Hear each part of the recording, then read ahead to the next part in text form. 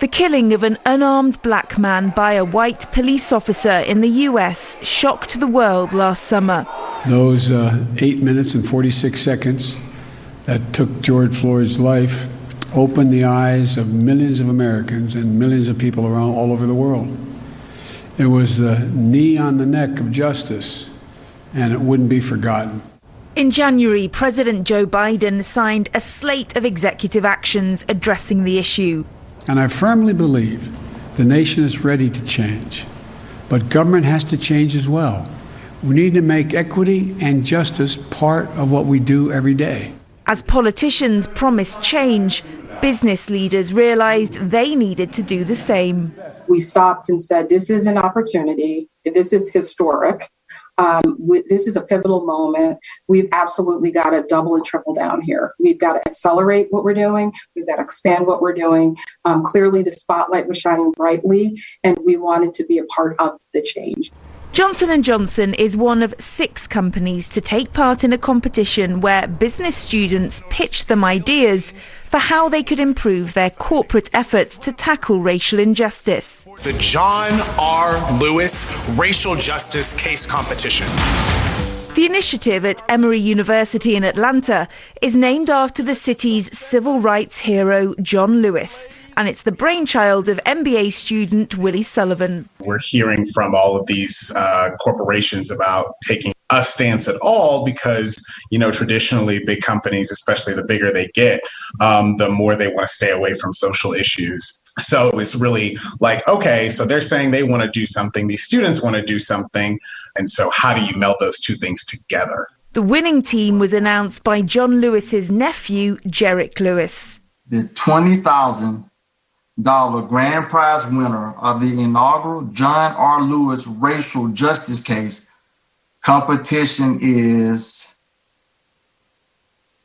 Coalition for Change. The all-female team impressed Johnson & Johnson with their ideas for getting black girls involved in STEM subjects.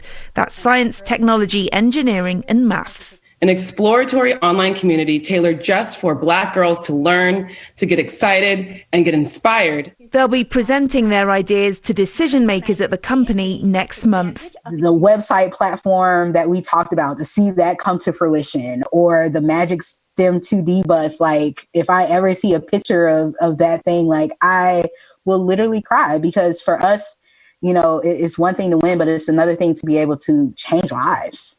They say they'll keep trying to make corporations more equitable as they progress through their careers. Previously, we're used to corporate America was all white male, and it really didn't work, or the world that they were showing was not really the real world, because how are you gonna sell products to a Black population when you have no one in the board that's Black? The message has even reached the epicenter of Western capitalism, the World Economic Forum in Davos.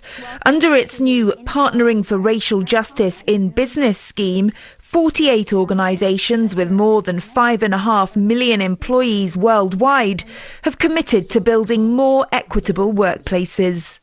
But will corporate America actually walk the talk?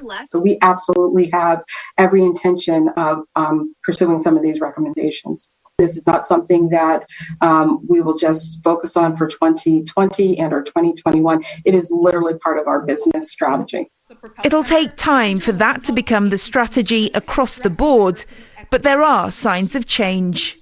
Change that has presidential approval. Joe Biden has made it clear that racial justice is one of his top priorities. Increasingly, American companies are making it theirs too. Kate Fisher, SABC News, Washington.